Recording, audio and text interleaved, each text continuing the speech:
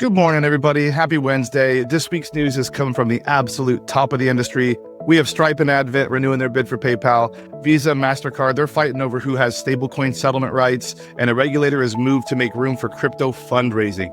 Here's what mattered this week in payments.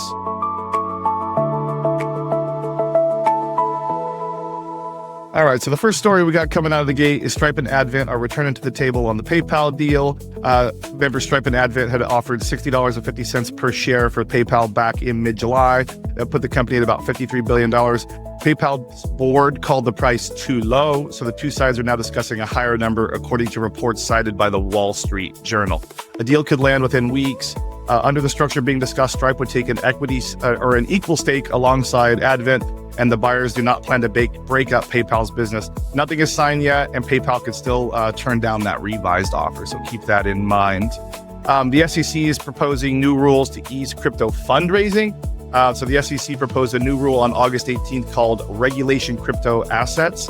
It would let companies raise money by selling crypto assets without registering the offering as a security. That registration step normally triggers the heaviest disclosure and reporting requirements. One version of the exemption would allow one-time fundraise up to $5 million over 4 years. A second would allow up to $75 million a year, provided that the issuer gives investors written, plain language disclosures.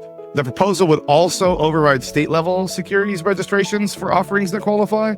The plan is open for public comment for 60 days after it is formally published. So action item here, PSPs and processors that support crypto-funded merchant accounts or that work with stablecoin issuers should read the comment file once it posts and flag whether the disclosure requirements would apply to any token-based financing they use or offer their clients.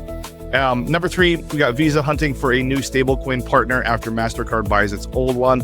Visa started looking for a new stablecoin settlement partner. Stablecoins obviously are digital tokens pegged to the currency, to actual fiat currency like a dollar. The search follows Mastercard's completed purchase of BVNK on August 3rd. BVNK had been running Visa stablecoin settlement operations. That deal handed the infrastructure to a direct competitor, so obviously they're probably not super stoked about that. According to a request for proposal reviewed by the news outlet CoinDesk, Visa wants a firm that can swap and settle multiple stablecoins. The firm must also hold crypto exchange licenses in the United States, Canada, United Kingdom, and Singapore. That 4-country requirement narrows the field considerably. Visa's search overlaps with the OpenUSD standard, a stablecoin project backed by more than 140 companies. We've talked about that a couple of times. Backers include Visa, Mastercard, Google, Coinbase, and BlackRock. The project is expected to launch later this year. Visa is also launched its own stablecoin platform in July. That platform gives banks and payment companies tools to hold, redeem, and move stablecoins directly. So a lot of happening in the stablecoin space right now. It's really crazy to see like the Visa, the Mastercards of the world really kind of going all in on that. So if you're not kind of looking at that strategy already, you probably should be doing that sooner rather than later. So the action item coming out of this one is PSPs and acquirers piloting stablecoin settlement. With either network should confirm which entity is actually handling the settlement today in writing too. Ownership at infrastructure vendors can change without any visible change to the product a merchant sees. A couple more coming in here right at the end. Klarna cuts its outlook as European spending softens. Probably no surprise there. Klarna let shoppers split a purchase into settlements at checkout. That's been their whole bread and butter. But the company reported quarterly revenue of $1.04 billion, up 27% from a year earlier.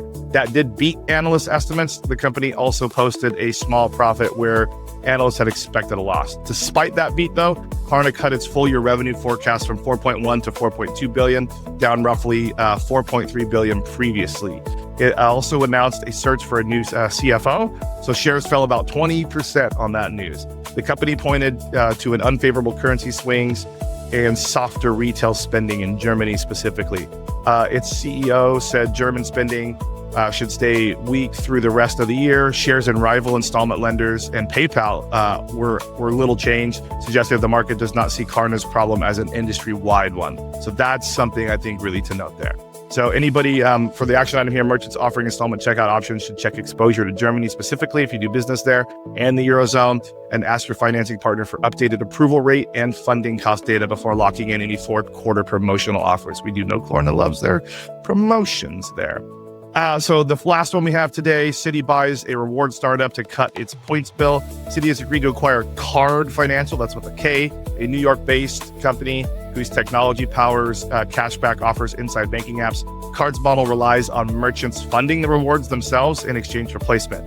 The card issuer does not pay for the points directly, a structure known as merchant-funded rewards. Citi said the deal is not material to its financial results. The terms were not disclosed. The stated goal is to reduce Citi's reliance on expensive points-based rewards across 70 million card member accounts. I am one of those as well. Card will keep operating as its own business after the deal closes. So the action item coming out of this one, merchants already running any sort of merchant-funded program with card issuers should watch for consolidation of these platforms. That could shift how the placement and funding is negotiated over the next year. That's all we have this week. So these are the big ones that we found out here. Again, if you have any concerns, questions, comments, opinions, please put those in the comments below. Love to engage in those and hear what people's thoughts are. Otherwise, everybody, we'll see you next Wednesday. Have a good one.